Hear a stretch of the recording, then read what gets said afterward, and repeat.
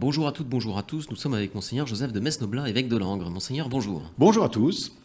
Alors Monseigneur, vous avez lancé depuis quelques jours, depuis quelques semaines d'ailleurs même déjà, un questionnaire sur le diocèse autour de l'esprit de mission, l'esprit de la mission dans le diocèse.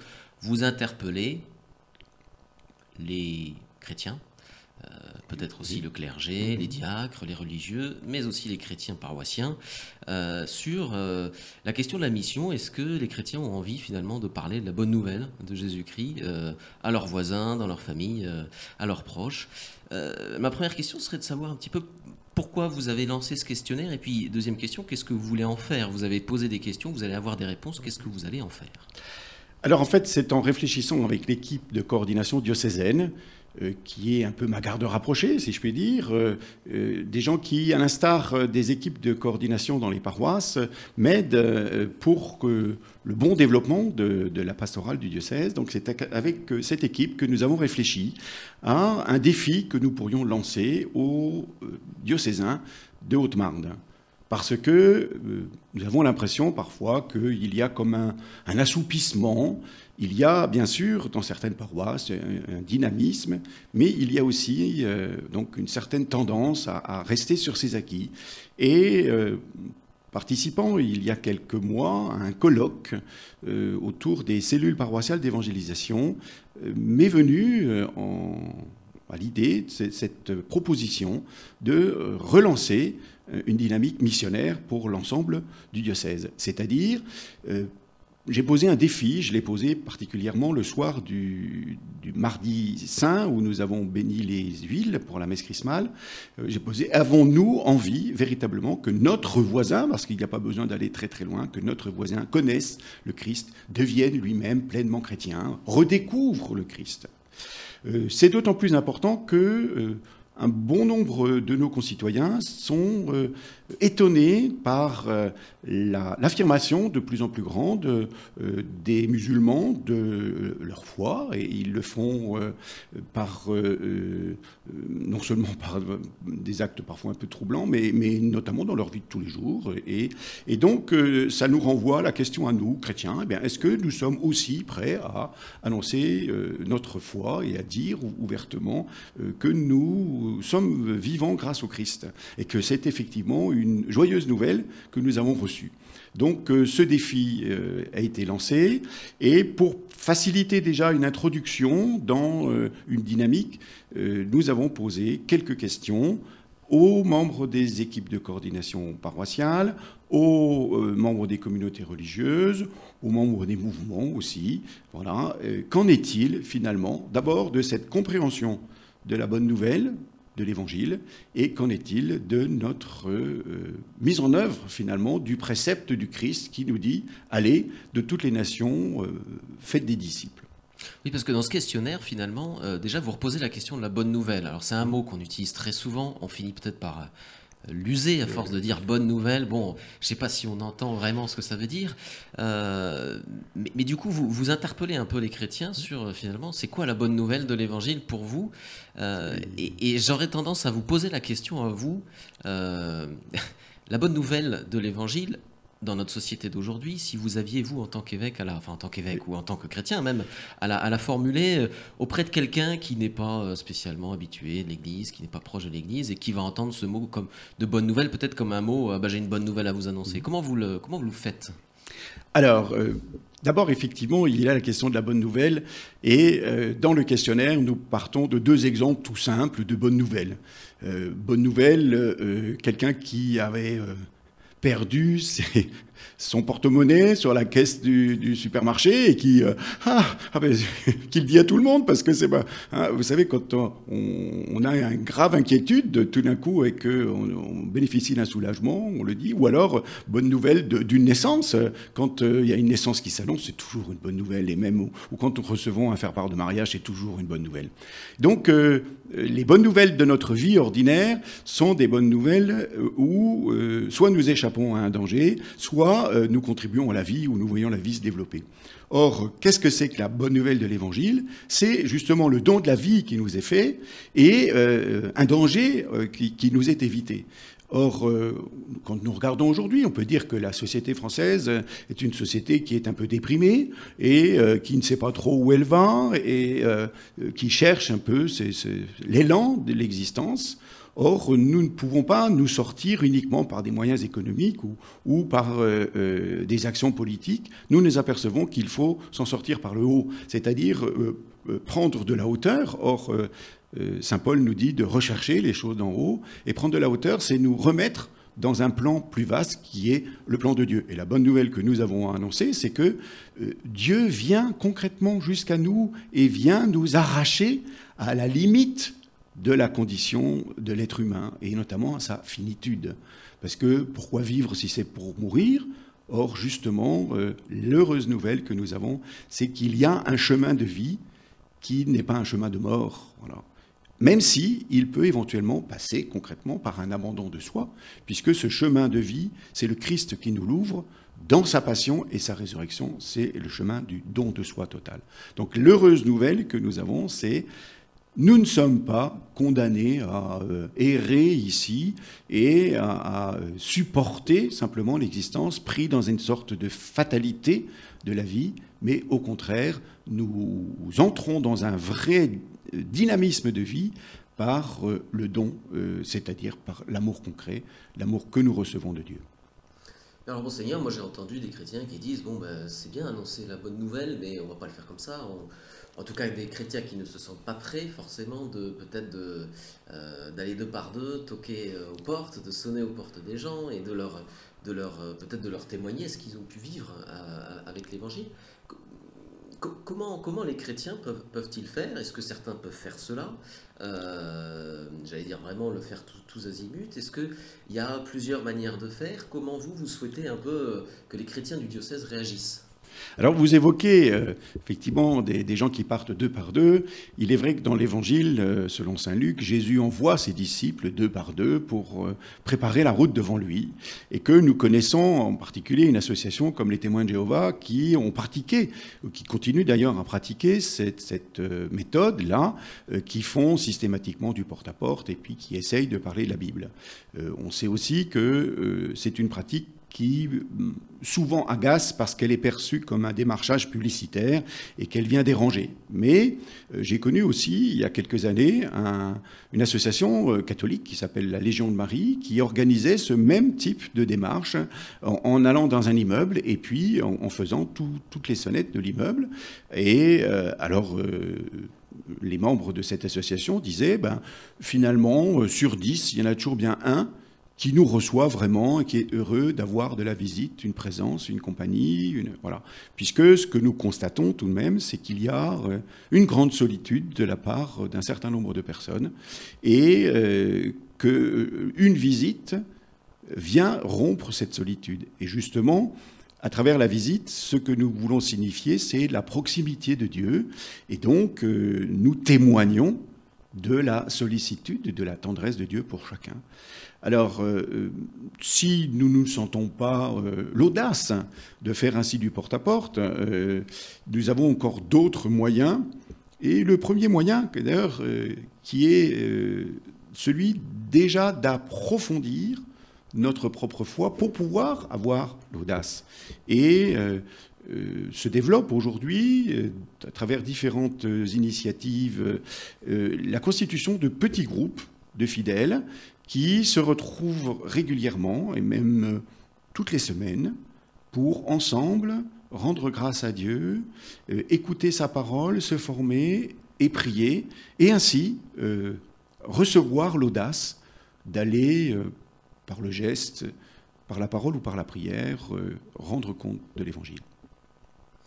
Alors, Monseigneur, on va continuer d'en parler dans cette deuxième partie d'émission. En attendant, nous allons marquer une pause et nous nous retrouvons dans quelques instants. Nous sommes encore avec Monseigneur Joseph de Mesnoblat, évêque de Langres, et nous parlions donc, Monseigneur, dans cette première partie d'émission, de l'esprit missionnaire que vous souhaitez, avec votre équipe diocésaine, insuffler encore un peu plus à la fois chez les chrétiens, dans les mouvements existants.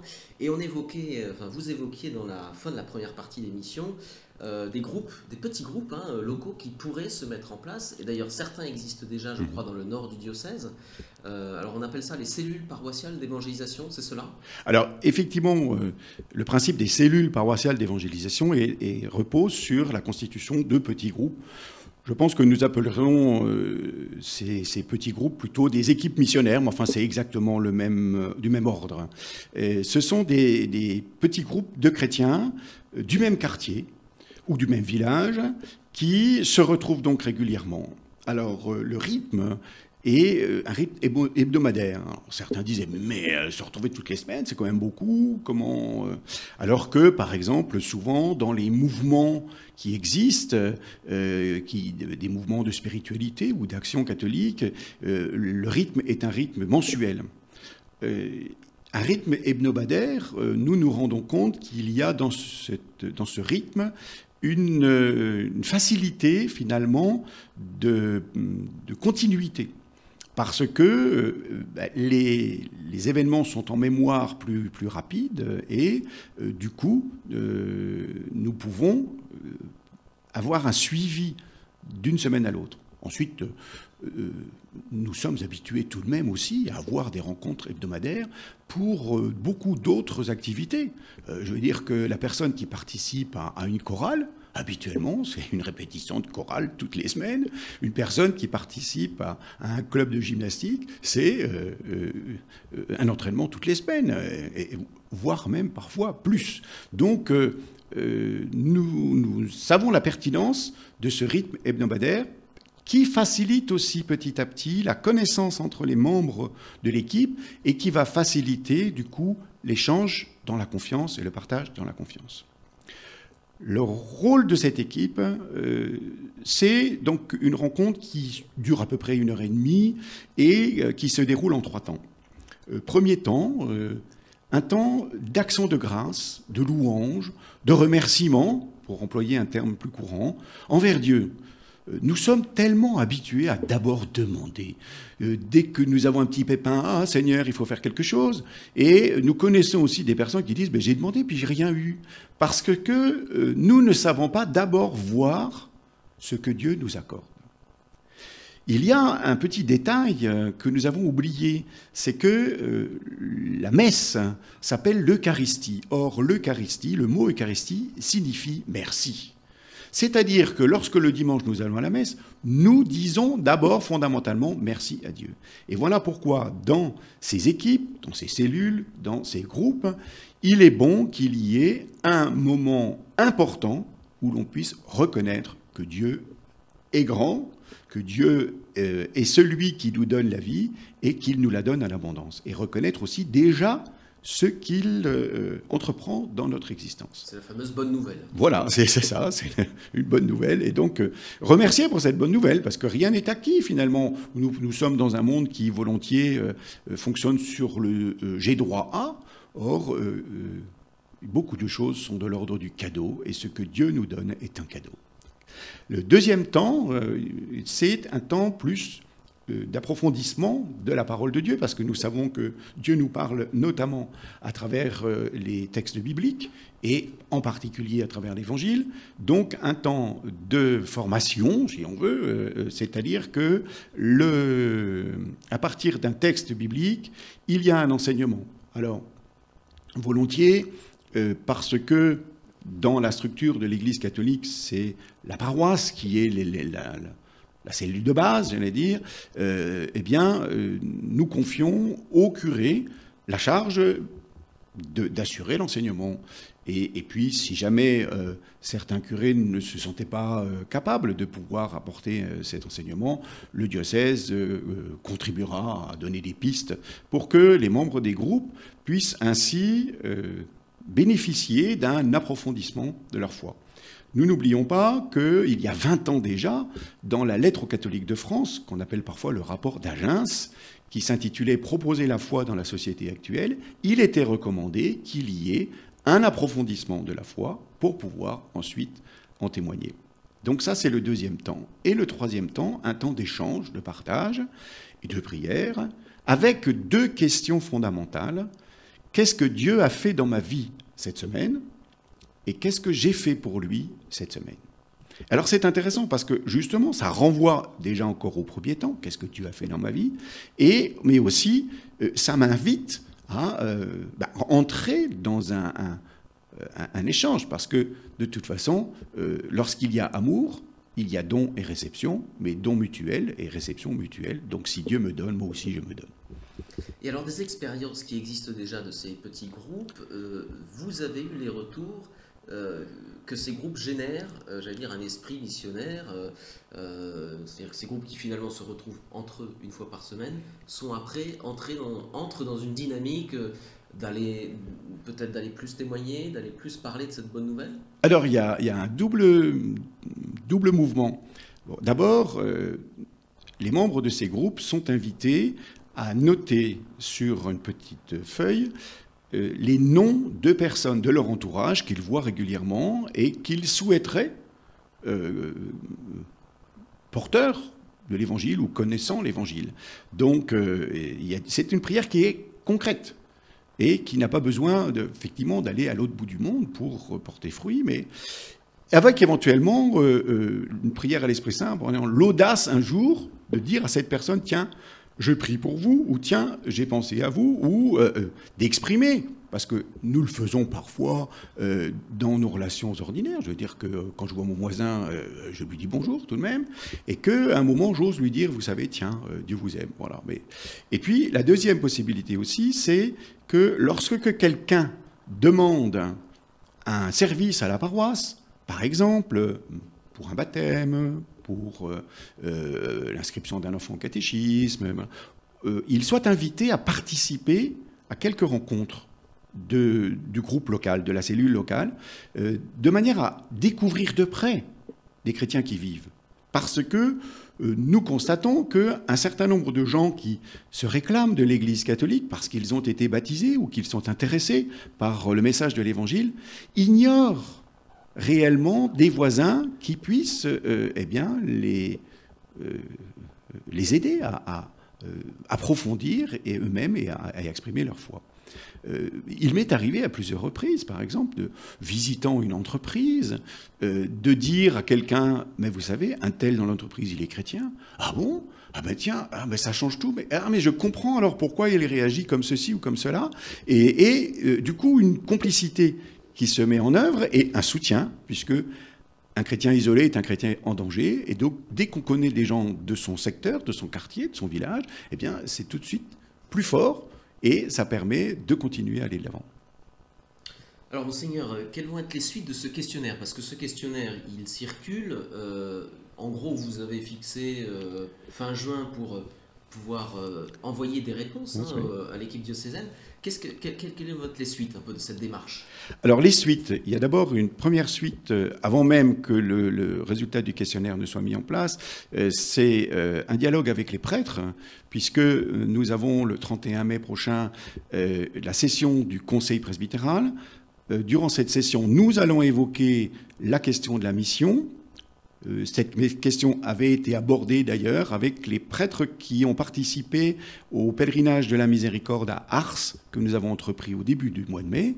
Donc, dans cette session du Conseil presbytéral, viendra témoigner l'actuel curé de Fontainebleau, le père José Antonini, qui met en œuvre ces cellules paroissiales d'évangélisation et qui pourra dire comment ça s'est mis en œuvre et quels fruits déjà il a pu percevoir.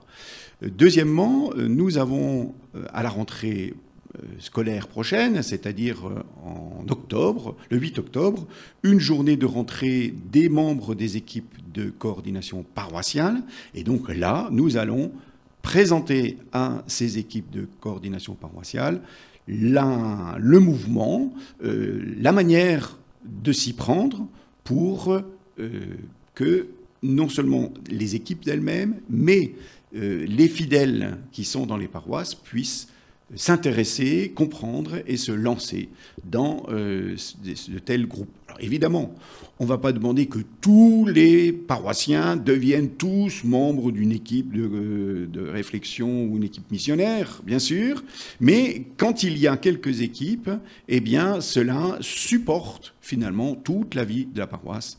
Et dans le colloque auquel j'avais participé au mois de novembre dernier, des témoignages étaient portés en disant, par exemple, parfois l'on cherche des catéchistes et on se demande mais comment est-ce qu'on va faire, voilà. Or, par le biais de ces cellules, eh bien, spontanément, des gens finissent par dire, bah, tiens, après tout, il faut peut-être que je fasse davantage et qu'ils se mettent au service de la paroisse dans la catéchèse. Ou, par exemple, pour faciliter la participation à l'Eucharistie du dimanche, eh bien, on recommande aux membres de ces cellules de participer à la chorale. Et il est vrai que lorsque j'ai quelque chose à faire à la messe, c'est tout de suite beaucoup plus intéressant que lorsque je m'assois dans un banc au fond de l'église et que j'attends que ça se passe. Donc un renouvellement de toutes les forces finalement chrétiennes. Oui, tout à fait. Alors, évidemment, Rome ne s'est pas fait en un jour et donc tout le diocèse ne va pas, dès le 9 octobre, être complètement enthousiaste, mais nous savons que petit à petit, nous pourrons mettre en place ces équipes missionnaires et ainsi oser dire autour de nous la joie d'être chrétien.